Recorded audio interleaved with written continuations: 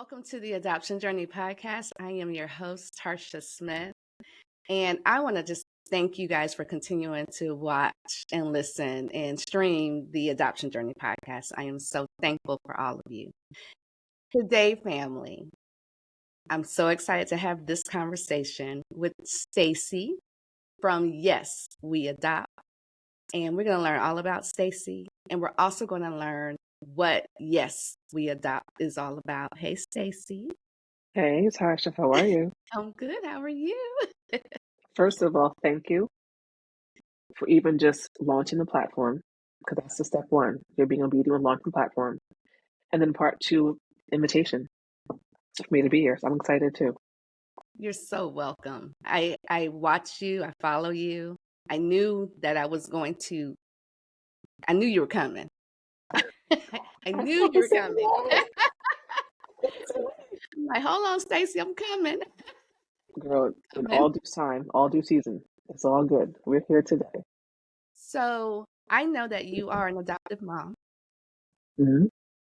And so can you give me your journey into how we got there? Fair.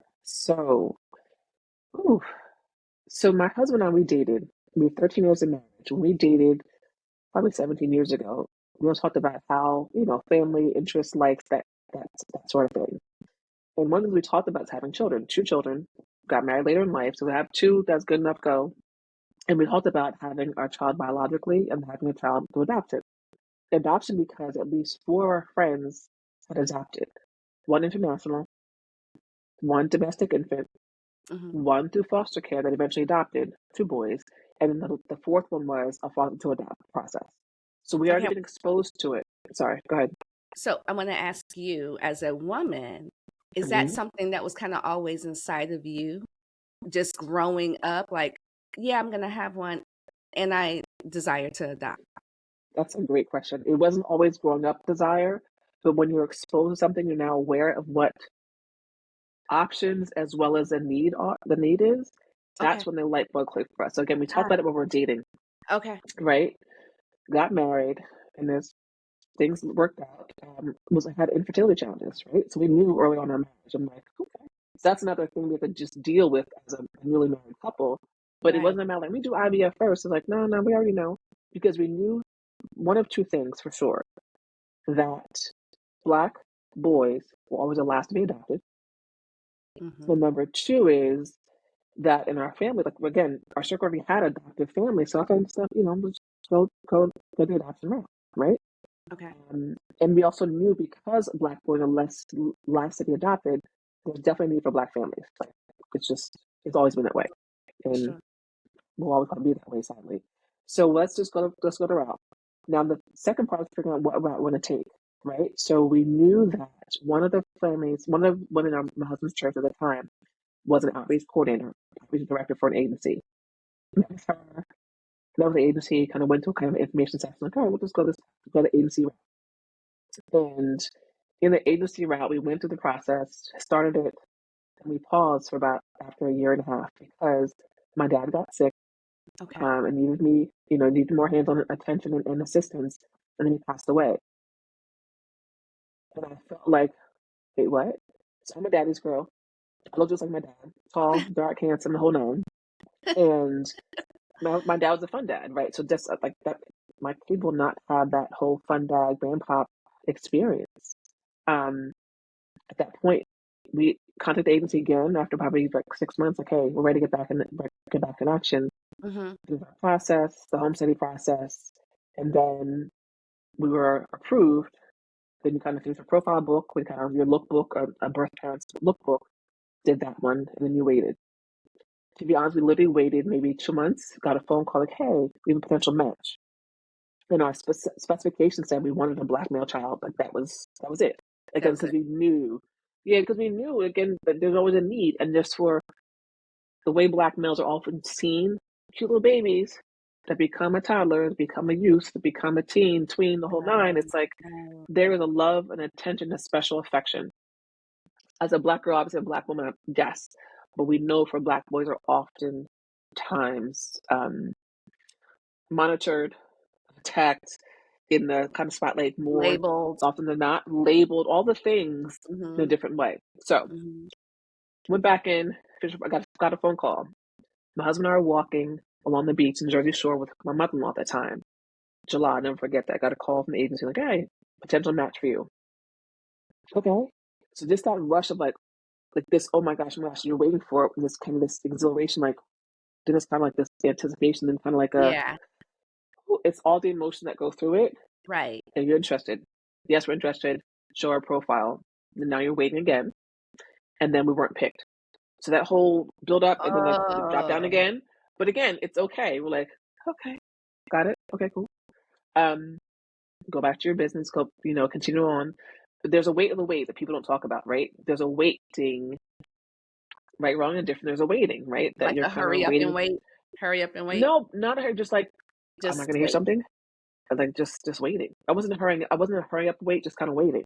Okay. And I would say now, if I think back again now from the education, thank you to adoptees for sure, and sharing on social online, is that I think about waiting for a biological birth parent, we say a birth parent in our family, to choose to place her child so that I could become a parent. It sounds very cringy. I'll be very honest with everybody. It sounds very cringy right now, but Right. that was the truth. Uh-huh. And I definitely think that, I'm not going to tangent, but adoption agents do a much, much, much better job of really explaining. It's not trying to prepare you and get you all excited for this new little baby you're going to have, this child you're going to have. There is a cause and effect situation that people don't talk about enough, right? That Talk adoptees talk about it. about all the time. And now, as I'm thinking, okay, I'm an adoption advocate. Yeah, I am, because I want more Black families to be available for kids Right. that are waiting. But at the same time, too, am I also an abolitionist to say, you know what? Let's keep families together first and foremost, preservation, Mhm. then reunification. Mhm. If those are not possible, then a biological first, whatever name you want to say, should have Right. the option to pick from a Black family. Single, married, don't matter. They should have the option. Fast forward, get a call again. I'll never forget September 11th, 2014, 2:37 p.m. I'll never get the call. 2:37. Ma'am, I remember clear as day. I do. Because I was sitting in our office in our house, trying to think what I was doing next and whatever next project I was working on. And called like, hey, we have a potential match for you. Okay. Black male child. Got it. And they're looking for a Black married Christian couple that lives in New Jersey. I was like, really good. We check it, check. We're done. But based on the last experience, my first question, like, all right, I'm an engineer, so I'm processing, right? I'm an analytical person. How Okay. many people are we up against? Like, what's the count here? How we gotta, who we up against right now? So it's Right. just a handful of people. That could be truth or lie, I don't know, but okay, fine. Hang with her, I suggest, put us in the mix, put us in coach, basically. Hang with her, call my husband, tell him. He said, nope, we're good. Hang up with him, and I'm on the text chain. Family, friends, intercessors, prayer warriors, everybody just start praying. Again, I go back to my statement 2 minutes ago. It sounds cringy now, but praying that if this is God's will, we'll be parents. And the last Mhm. piece you said too is that it'll be a fast placement. What's fast? As in today's Thursday, you'll be placed by Monday or Tuesday. I was like, what? Because my son had already been born. He's already 5 years old. They're Okay. trying to do matching, make sure there's the right match. I guess the first match failed. I don't know what happened. That's not my story to tell. But whatever happened, they're trying to match again. Okay. Okay. And then literally 4 days later, we were instant parents.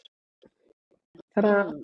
Okay. First, I want to say I commend your husband because I have heard of people that are thinking about adopting and like in the dating world, and they're like, I can't find anybody to get on the same page with me when it comes to adoption.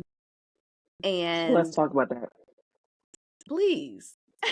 So what I think you're gonna say is something to the effect that Black and Latino men, I've heard this. I didn't hear it from my husband, thank goodness, that I don't really nobody succeed.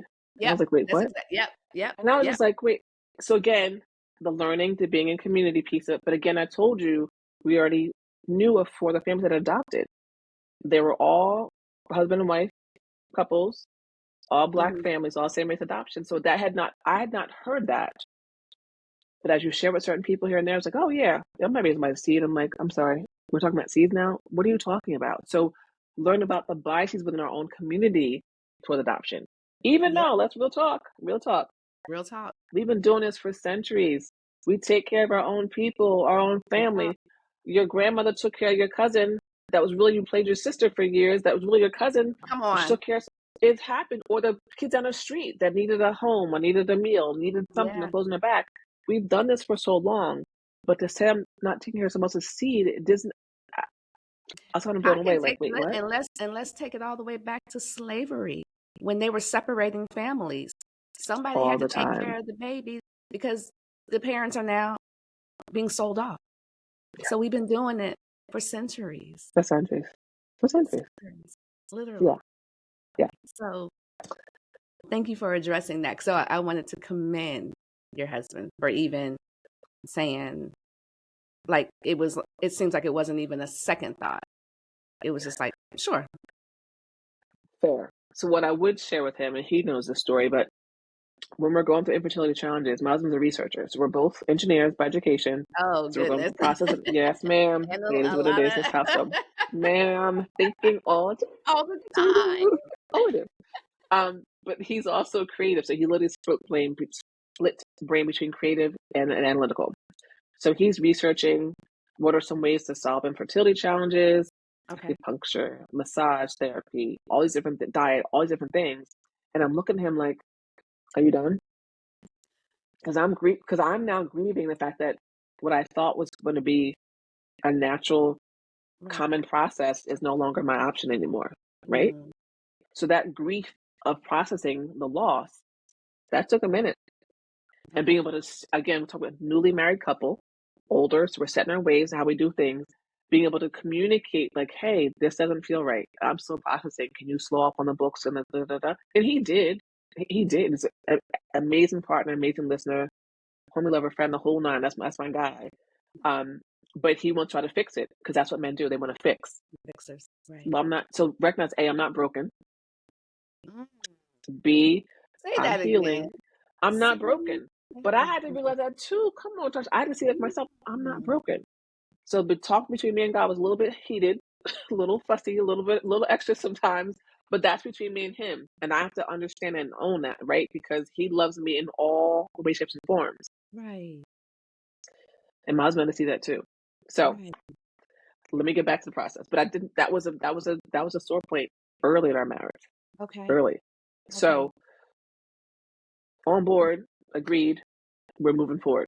Okay. Get the So you get call, the call, and 4 days later, it's we're a instant baby, parents. brand new Baby baby. boy, brand new baby boy. Now the crazy part is not typically, because nothing's typical in this whole process when you think about it, right?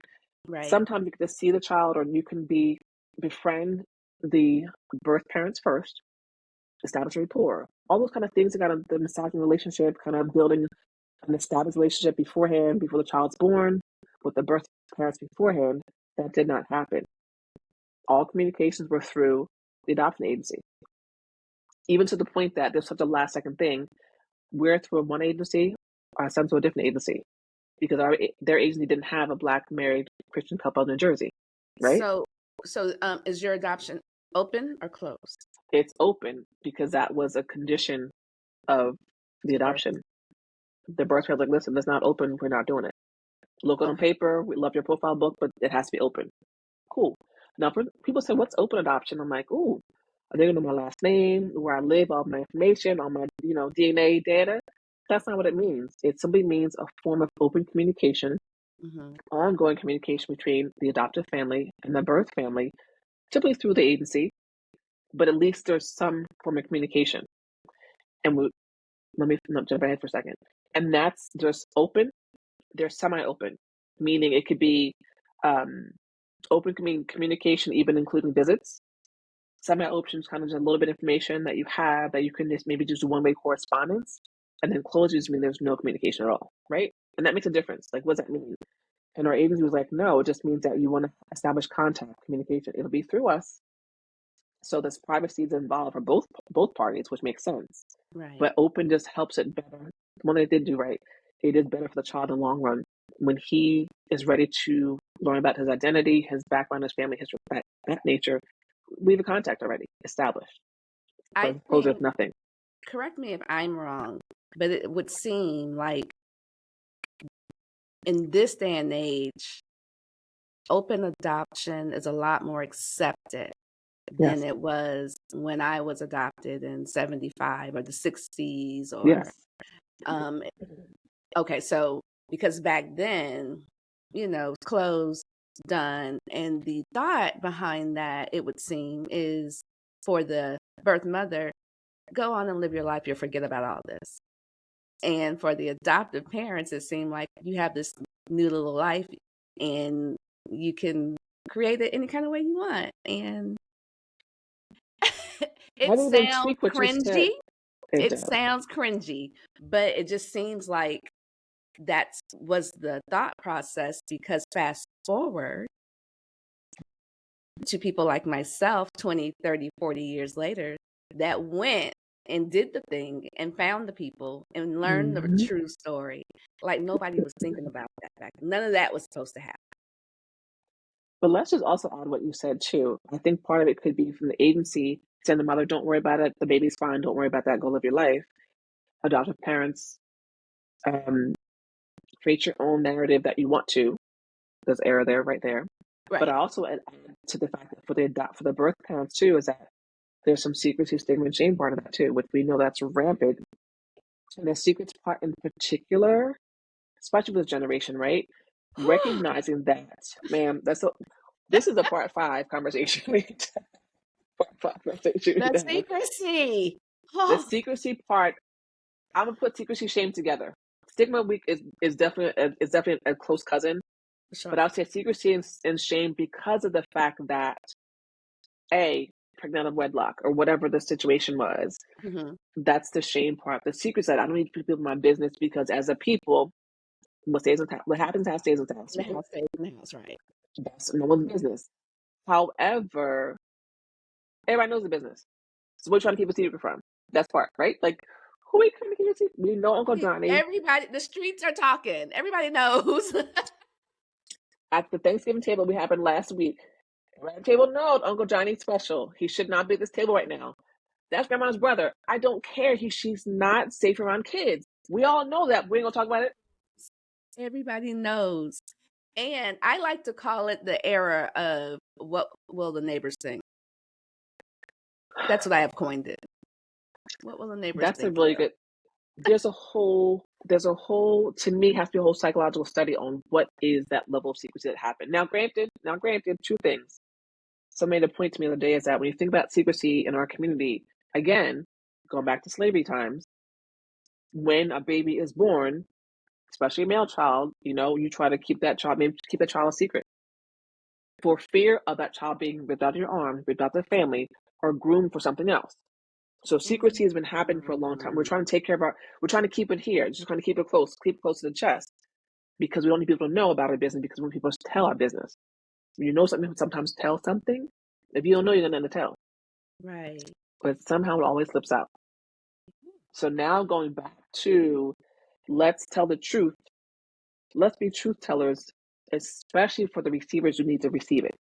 So if everyone in the family knows at the table that John is adopted, or Johnny's really my cousin, why can't he know that? I know we don't answer today, but we're just letting No people know answer, that but that's this needs to be discussed, right? right. That's Right. that's all that. So fast forward to the point about open, semi-close, and close.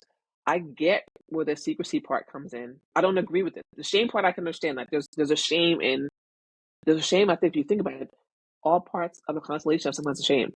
All parts. Adoptees, birth parents, adopted parents, especially if you came to it through infertility challenge, Right. there's a shame that's just Yeah. it's a seed of shame that happens across the board. So uproot Hmm. that seed of shame, uproot that seed of secrecy, because we got to talk about it. Because we're not talking about it, that means we're also not healing. And also the secret that you kept, this quote I heard the other day, the secret that you're keeping is a sore. You're keeping a sore in your system. And sores do what? They fester. Investor and get Sores infected. also become infested, Yeah. and that infestation can end up becoming health issues, stress, all the things that you're kind of keeping that secret. They don't need to know. Why do they need to know? And more importantly, who are you keeping the secret for you as adoptive parent ego? Or I don't want to hurt their feelings. Let's be clear. Well, who's Because feeling? adoptees, I don't want to hurt the adoptees' feelings. Well, first of all, we know. Let's just say it out loud. Adoptees did not have a choice in any part of this process, right? Let's just say that because people say, I don't know. They don't have a choice in any of this part of the process. That's part one. Part two is recognizing that they didn't have a choice, at least give them the voice to understand their truth. Absolutely. We were all created in soils at different roots in different soils. So my son's roots were uprooted from his original soil into our soil, kind of our village, our tree. He didn't know the nutrients that he has, his DNA, his genetics, some of his ways of being are not a mommy and daddy. Stop. Hold on. Stop.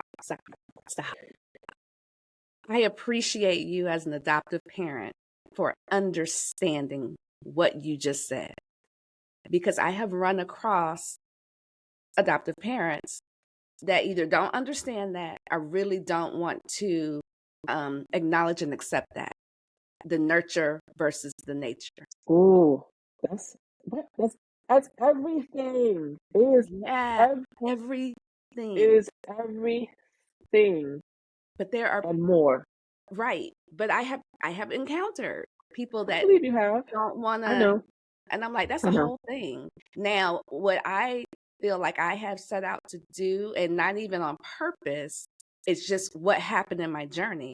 I have knocked down the myth and said, oh, here it is. Absolutely. This is what it is, because I'm living it. Absolutely. And then when you live it, people go, oh, okay, I guess you were right. Every And then validation doesn't mean anything to you because you're still going to do what you do. But I think it's the listening part. We're just not doing a good job of it.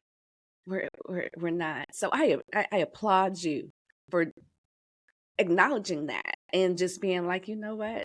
I understand, because I have this little baby, but I also understand. So Oh my. Well, thank you for that one because this is not even me. I think it's the learning. And I even go back to when we're going through our process, right? The internet was around, obviously, but the social media piece wasn't as much. Mm-hmm. And we're looking online for how do you learn about adoption? How do you learn about, and I forgot the website you go to, but you'd go to look at adoption or adoptee information, and if you do websites, it'll say adoptees only, do not enter. So I'm not going to enter because it says do not enter. That's not me. I'm not going to enter to be in that space. There are spaces that were created for adoptees to share. Didn't even recognize the depth, the levels of the space they need, the scaffolding, as they said, the scaffolding, safe spaces to share. Like you said, people are going to refute it all the time. That's not true. That's not true. What do you mean by that? A perfect example. There are many accounts I follow, right? That social media accounts I love. You had Coco on here, who is like the queen of she gonna spill the tea. Take it or leave it. Take it hot, cold, Take it whatever. I'm hot, gonna burn cold, you with it. however. I love I'm me gonna some burn you cocoa. with this because she's gonna say what she's gonna say. Love her for that one. And these are her truths, first and foremost. These are her thoughts as an That adopted, her truths. You don't that got to like it, that read it. part. These are her truths. Sometimes I'm like, Coco, my son just said this yesterday. Like, it's refreshing. Sometimes it stings like, oh, damn, did I do that one? So her page, another one, the outspoken adoptee, she is slinging next tackle day. And I love her for that because we need to Love hear the her. truth, Love right? her. Because this, as an adult, these are my words to my experience. She was on But here they said, too. She was on here too. I just don't understand what people are like, well, that's not true. Who the heck say it wasn't true? And more importantly, we learn to disengage from people's opinions, we'll become free ourselves, right? Your opinion is your opinion, but if I disengage from your opinion, like, okay, you can have your opinion, but I separate myself from your opinion, I'll be freer. And that doesn't mean that I have to hate you because I don't Oh my agree God, with you. That that's part. it. I don't we just don't agree, and that's totally fine. That's healthy, actually. Totally fine. It's totally Absolutely. fine. But the It's learning you need to fine. get from that one is just to not reflect. That's not true. Keep your mouth to yourself. Keep your thoughts to yourself. If you don't agree, You Girl, can girl, quietly pass on that page. Don't you heart, can don't like the page or scroll on. like the You can post. scroll Keep on. moving. Keep it moving. Yes. Swipe, Swipe swipe. left, swipe right, up there, however you swipe. You don't have Yeah, to. And that is what this platform, the reason why I conduct this platform the way that I do, it's opinion. It's your story. Who it's am I stories. to tell you, oh, that's not right. That's not real. That is your story. Right. And it's my story. Absolutely. Period. So, That's it. okay, so you have this baby boy and who what Let was me say that this about my, for let me say you? this, two things about this, and not just us saying it, but we've heard people say this over and over. He is love and light personified. So you have never met my son. You see him on social media, like, oh my God. He's a whole being person. One of my friends calls him Mr. Out of This World because there's something about him that he carries himself, his confidence, his swag. This is like, he's just not like a look at me person. He is that person, one on one, straight craziness running in the house. But he's, Mommy, I'm shy. I'm like, you're But not but you're not. shy because the Right. way you're trying to cop my YouTube channels and make your own YouTube channel, that doesn't mean you're shy. Like, come on now. I know them people. So anyway, that's my kid's side. But let me say this. Sometimes I'll go back to that. When you go through the adoption process, there's a relationship aside for the first parents, right? You have an idea what they may look like. We none of that. I was like, can you send me a picture? We look like just something, like a little bit. So my best friend's, my nephew, my best friend's son said, Mommy, will Aunt Stacey's son be like light skin, medium skin, or dark skin? Like, I don't, what brown skin is he going to have? Because kids are curious, right? They knew. He was curious. At that time, he was 6. He's like, Okay. well, Auntie's baby looked like kind of light skin, dark. He just didn't know. Yeah. We didn't know either. So I'm like, can I see a picture? Nothing. So truly trusting that sight and seeing this kid's beautiful, wonderful, smart the whole night. The 3 things we heard about our kid before we met him was that he's already attentive, like kind of paying attention to things at 5 days old. I'm like, how is that possible? Um, there's something about who's just, you're gonna soak him up and just love him 100%. No question about that one. And then the third thing was like, you know what? He's healthy. Bam, that's it. I'm good. That's it. Right? Does that mean that's Good. just want a healthy kid? Good. So Ideally. so I want to ask, what has the open adoption been like for your son? Has it been confusing? Do you think? Mm-mm. So let me, even before I go that one, I'm saying the first time we met his parents. I'll never forget this. I'm social. I can talk to anybody about anything in the world. Let's do it. Whatever. So we had a date to meet his parents for the first time. Mm, We're driving. I'm cool. 5 minutes before we arrive, I freeze and my husband's like, what's wrong? I'm like, I need to take a minute. I need to think. What's wrong? I'm like, I don't know. Just something came over me. So in full transparent fear, what if they don't like us? mm, Um, what if they're saying we're doing it wrong or we're not taking care of them the right way? All the things, just thoughts just spinning. I'm like, so we park, mm, sit in the car, have a prayer, and go inside. Didn't know what they looked like at all. They knew we looked like, we had no idea what they looked like. But right. we saw the adoption counselor. So we knew her adoption counselor looked like. Okay, let's go talk to her. We go up there, we're walking slowly, get there, whatever. And say, hey, you don't meet them. So when myself and my son's birth mom hugged, it was like in the movies when you kind of see the exchange of energy go back and forth, the swirls, and you go back and forth, whatever. It's Yeah. not like a 5-second hug, but it felt like an hour. It felt like a knowing, a familiarity, a love, an embrace, a welcoming, a gratitude exchange back and forth because we're both grateful for each Right. other. She had adoption plan and she selected a family for her son. Mm-hmm. They selected a family for their son that on paper looked great, right? But Right. now I get to see for myself that my son is okay. So if anything, people for adult open adoption, before I get to my son's perspective, for the adoptive, but the birth parent, just to know their kid is okay, that they made the best decision that they could at that time, they can Mm, mm, see the outcome of that decision. just from that principle alone, it's for them and for the Right. child. And then I was like, I got it now. I get open adoption, clear as day. So we just happen to have the chance to meet. Some people live too far away. I get that, but as much as you can make the connection, it's so important. So anyway, hug of life, amazing. Hug, excuse me, um, father, amazing.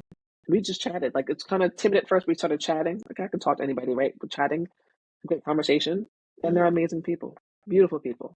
So for that was important for us to kind of like work at. And they said, be honest with you, like it had. If you said we weren't going to do open adoption, we wouldn't be talking today because we need to make sure that our son was good, that our son was okay.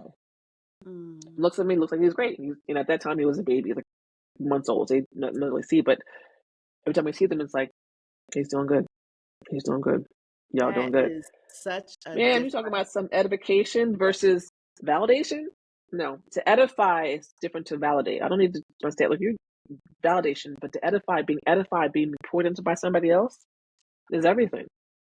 Is That is everything. that is such a different take because I've heard of people, and again, the only thing I have it to compare to is the generation that I am from. Mhm. And people would be like afraid to do anything like that because what happens if they take my baby from me? Oh, What that happens probably if came they my thought too, hinder but I my. knew legally they couldn't. But if they did, because people like Lifetime, stop watching Lifetime, folks. Stop I watching know, Lifetime right? TV. Don't watch Lifetime. It's going to ruin your whole perspective. But that probably crossed my mind for a second, but I knew they couldn't. But if they said, we changed their mind, at the end of the day, am I fighting them? Because, oh my God, that's their child. What am I'm fighting them to, like, it's the mind games that will play with you, Mm. and media, and family, and Ooh, community.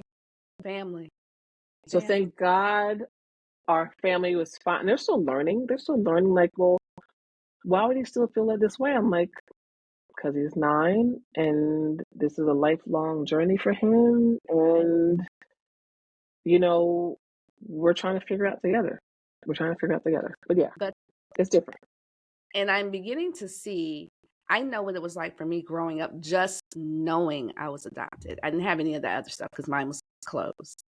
So, and I feel like I accepted it a lot better, and I was never mad about Mm, it versus someone never being told.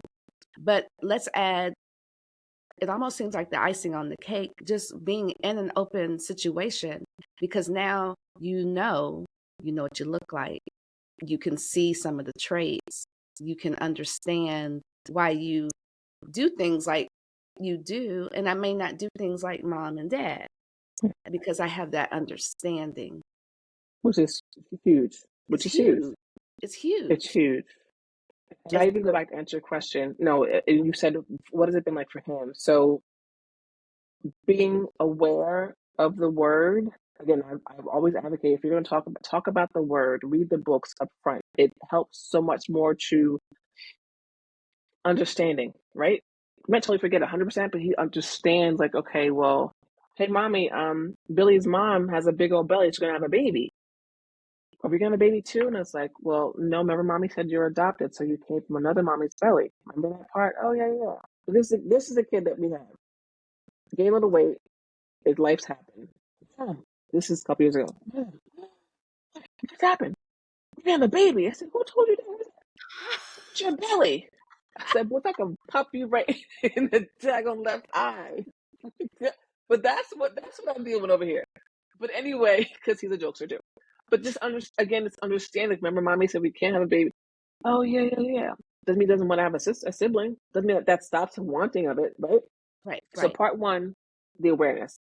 Part two, people think, oh, they don't know. I'm gonna tell you hands down, they do know. Adoptees will tell you over and over again, maybe not all, they feel some different of some kind of way. I don't know what that looks like, but something's in there. And I saw it one day, I'm like, he was acting not withdrawn, but kind of different, right? I'm like, what's going on? Different in the way that he was just kind of like a little less being full bolt crazy boy around the house.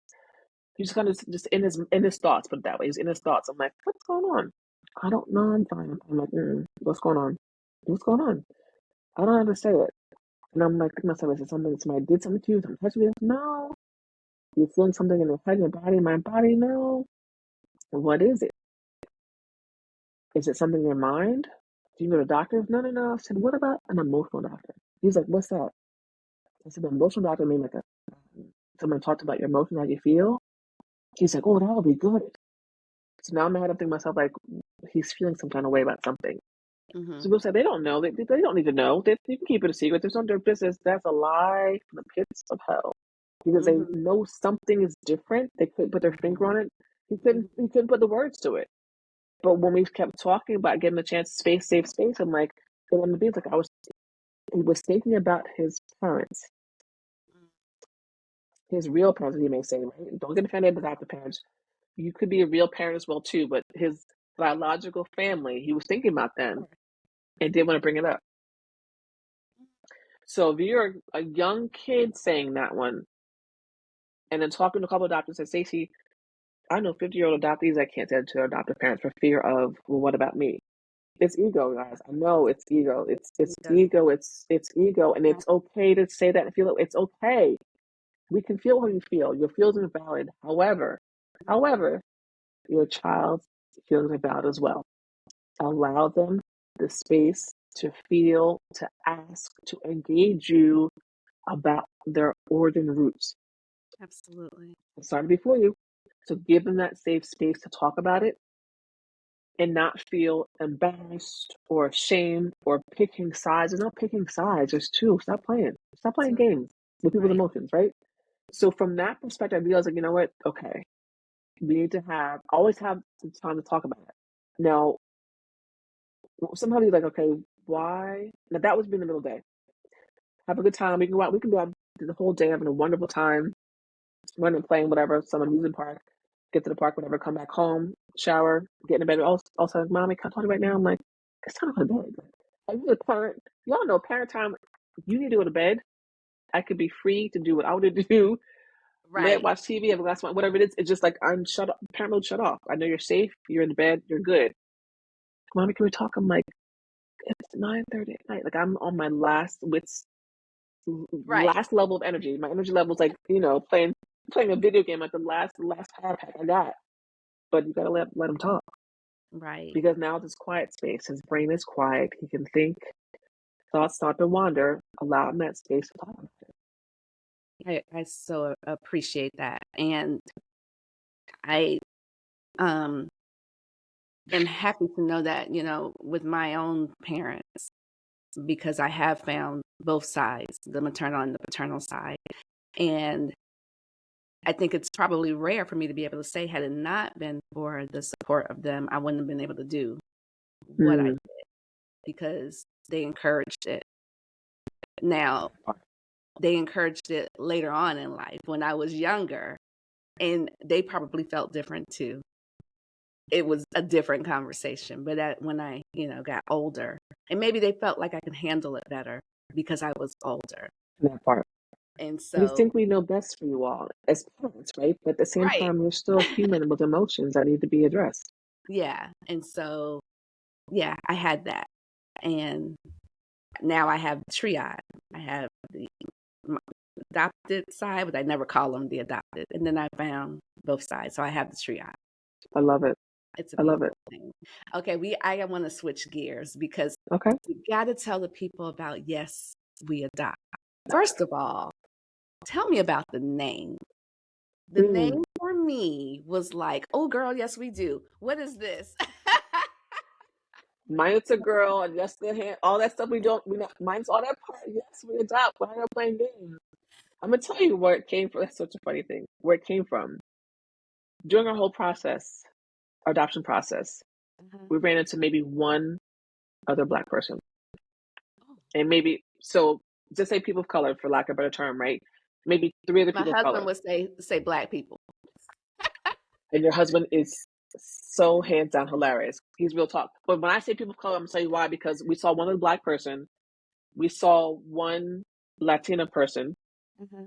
and we saw one maybe biracial person. That's what for people of color, for lack of a better term, kind of putting that under that umbrella term.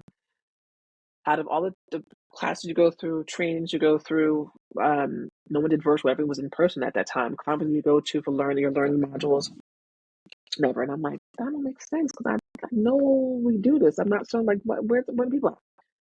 Fast forward, we go to one of the agencies does a annual picnic twice a year to go picnic. Okay. First year we didn't go. Let's go second year. Fine. We walk up. And this time I had locks down my butt. I cut my locks off. My hair was short. And so trying to figure out how to do my hair at that time. We walk in. It's my husband and I, our son. Say 100 people there. 60 people were adults, 40 people kids. Remember, 60 adults, 40 kids. Out of the 60 adults, my husband, myself, and one other person. And I'll say people color, for your husband's perspective, people of color, 2 Black people, 1 Latina person. That's it. 60 adults. So 3 out of 60 is adults. Out of the 40 children, 35 were Black. The 5 Black children, 3 of them were the children of the event organizers. Other 2 may have been adopted, but 35 out of 40 kids were Black. 3 out of 60 parents were Black or people of color. That ratio is off me. I'm like, so I'm an engineer, so I'm like, the math is not mathing for me. Where the people, like, where are my people? Like, where we at? And I even asked the agents, like, hey guys, like, where, I'm not understanding where, girl, sometimes it's hard to, find recruit Black families. I'm like, let's talk offline. Let's set another call. Set up a meeting with them. And very gracious, like, Stacey, we recognize we have to do better with this one. Great.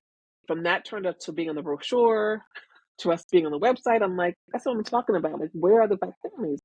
He's like, wait, it's hard to recruit Black. I said, but why? Why is it hard for you? If you can keep finding Black birth parents, Right. why can't you find the Black adoptive families? The 3 barriers the 3 typical barriers are cost. Money. Yeah. I'll say check the box a lot of like the qualifications, right? There's some things that may not be popping up that they may be red flag or not considered qualified. I don't understand that part either. Mm-hmm. And the third thing is people just we don't know if Black women adopt them. They don't talk about it as much. So we need to talk about it. But when you don't know we do it, it's not as visual for us in the media. If you literally Google right now Black adoption, folks, Google Black adoption, see what comes up for you. It's going to be a damn black dog or black cat. That's the first problem I have. The second thing is you will get one website will pop up. I'm not going to say the name of the website. They will pop up like proud and loud. They literally they bought the URL for their agency. It's a white-owned, operated-led agency, but they bought the URL to say Black adoptions or African American adoptions. Like, wait, what? And then last but not least, from a perspective just in the media, everyone's, it's all white with Black babies. I'm like, we already know Black babies are cute because we're cute people. We look good people. It is what it is. Like, please and thank you. But that Black baby becomes, like I said, a toddler, a tween, a teen, an adult. And raising them in spaces that are not, again, not validating, that are edifying, pouring in, nurturing that inner person, that cultural person. Again, not a monolith, but recognizing your identity as a Black adult, a Black child, a Black baby is different. So, had the conversation with them. I'm like, what's going on? Like, how can we can partner together? I'm like, great. Then I'm like, do I want to become? I'm not in New Jersey. I'm based in New Jersey. We're not eligible. We don't have the legally. We cannot do consultancy, and we cannot do that whole consultant model or agency model, right? Okay. Agency, yes, but I'm not doing adoption agency. I said, well, let's just do. But yes, we adopt. Like, yeah, we do. We know you guys adopt. I'm like, so yes, we adopt. I'm like, duh, that's a name. But also choose like, how do we maybe help more Black families be identified for children that are waiting? Because don't forget, people, this is not about finding babies for your families. It's about finding families for children. That's what adoption really is about. It's finding families for children, not babies. Like, well, I want to pick that baby. It's not an apple tree, not that kind of situation. So that's what yes we adopt. Yes we adopt. Yes we adopt. Let's get more people to consider adoption. Individuals, couples. It doesn't matter. Just getting folks in the mix to adopt or foster. That's where the first premise came from. Yes, we adopt. Like, what's the problem? Fast forward, I did a couple speaking engagements and some small conferences local to New Jersey, but still, audience is primarily white. The few famous I met, few people I met. Yeah, like, yes, we adopt. What's the problem? Fast forward, my husband kind of put a plan together. Let's kind of think about maybe how to show people how to adopt. Maybe that's the process. Mm. Um, and at that time, it was like, yeah, that wasn't feeling right. And then 2020 happened, and in 2020, we know the whole world shut down, was awakened by this new revelation about racism, whatever you want to call it. Like, come on now, Right. y'all will sleep that long? Okay, They will sleep a long time. That's another podcast. and still sleeping, but talk to my spirit. That's spiritualized. I'm telling you what happened. This is a real talk. Yeah. Do this virtual summit so people can understand Black voices touched by adoption. And I will tell you all, got the idea. I'm like, okay, yeah, whatever. Okay, yeah. Put in the parking lot in my journal for a few weeks. I'd wake in the middle of the night like, and that's like a rock every night. Every night it's a rock. God Waking this said, idea like, you heard what I said. I'm like, the three things. I don't know anybody. Who am I going to speak to? The whole nine. So now that's when the internet of course exposed with people telling their stories on that piece. I'm like, so I'm following people from my personal page.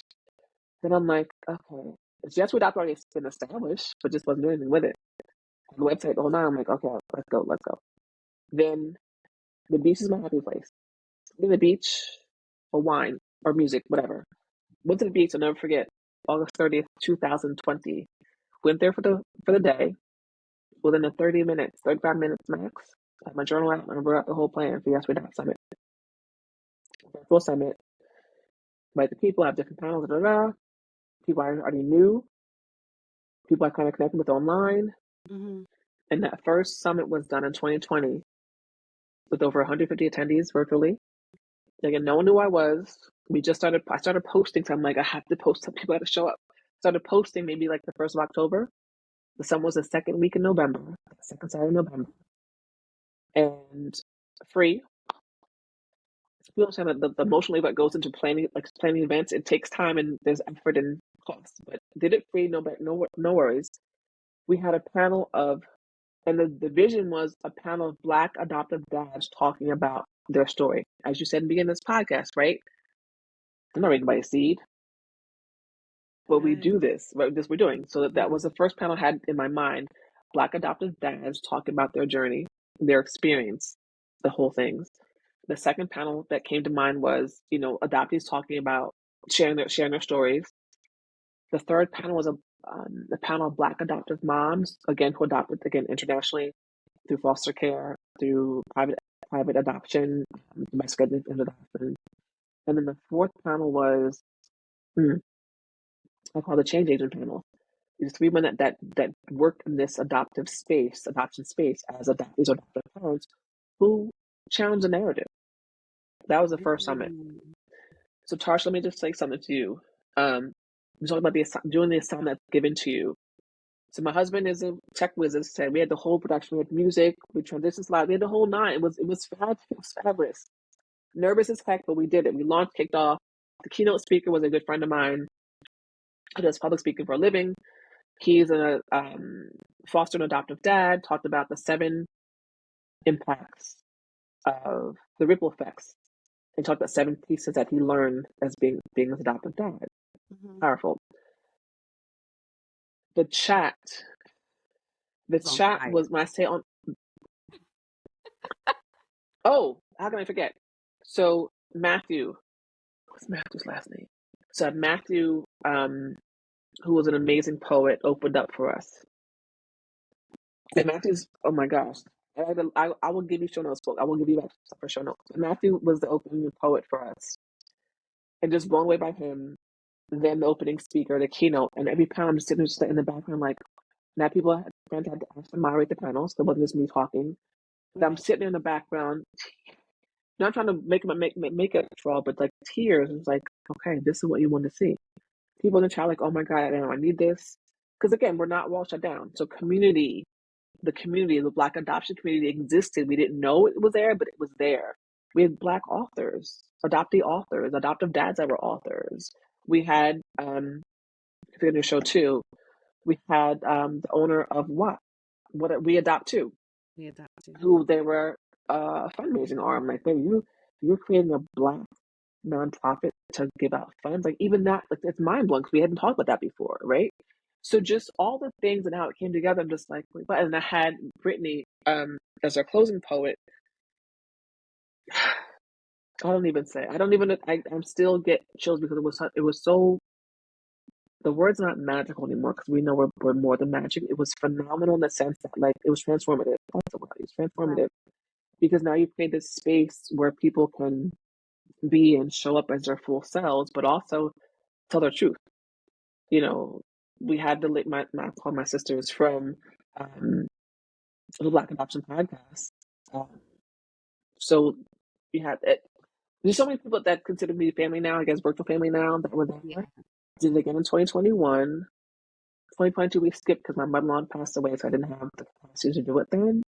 And then this year was like, okay, I gotta do it in person. And I was like, I was gonna work out. And let I me was gonna, tell you, I know I said it before we turned the cameras on, but I was so jealous that I could not be in attendance. oh, next year. It looked like it was fire. And I was like, oh my gosh, I wish I could go.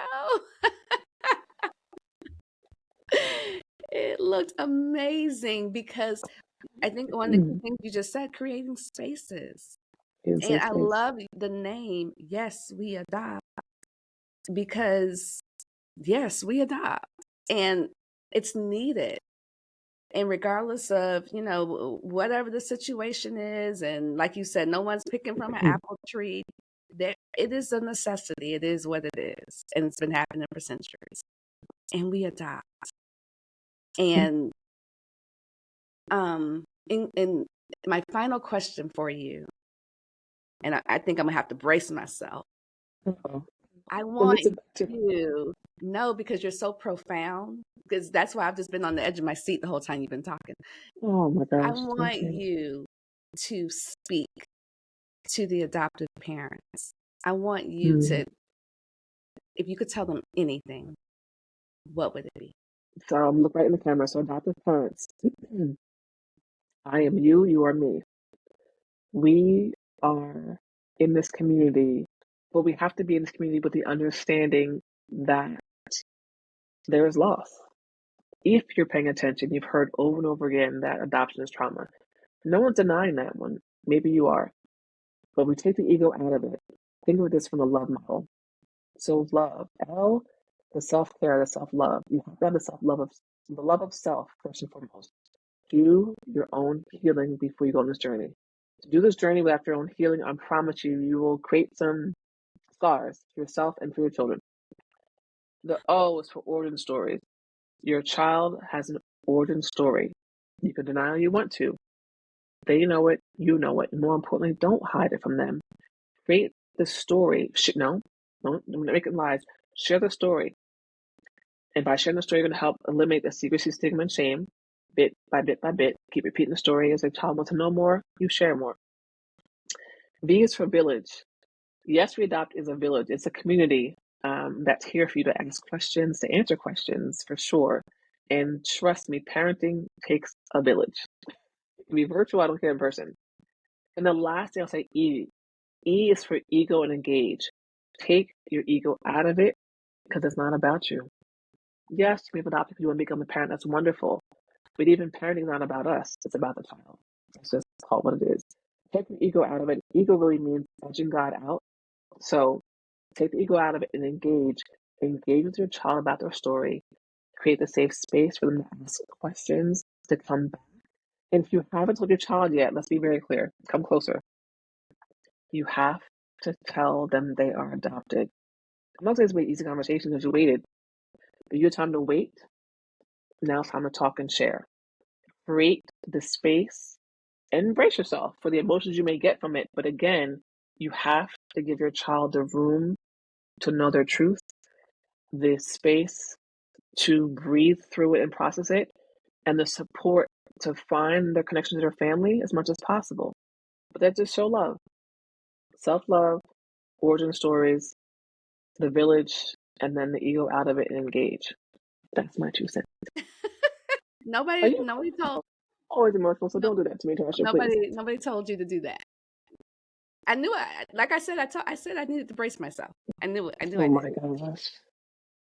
That I don't even have anything I can't even follow that. So I'm just gonna say until next week, family. Thank you so much, Stacey, for coming and sharing your story and sharing your wisdom and sharing Yes We Adopt. I will make sure to put the link to your organization, and please go follow her on social media. She's doing some amazing things. New Jersey, you have a gym. I wish I was there. Just include. I know you have the final say. Clear after me, but I want to say to you, there is um, a gifting of showing up. So thank you for showing up.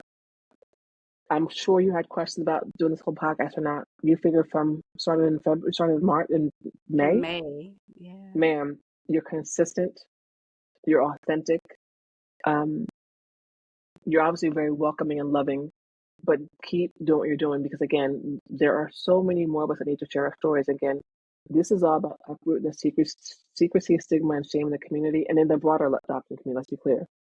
So you being committed and being obedient to doing this podcast, you are appreciated as well.